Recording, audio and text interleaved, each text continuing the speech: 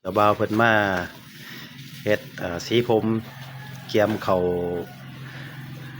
งานวิวาห์ งานดองเจ้าบ่าวเพิ่น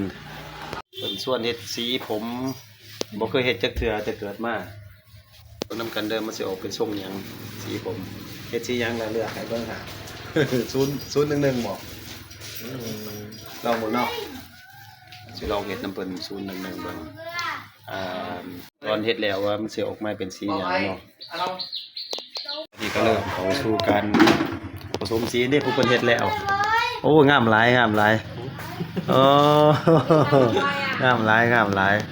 ย่างที่คอยเด้อบัดนี้เด้อผมว่าสิออกเป็นสีหยังบ่เคยเฮ็ดจักเทื่อพี่น้องเกิดมาได้30ปลายขวบสิฮอด40อยู่บ่ทันฮอดเคยเฮ็ดจักเทื่อ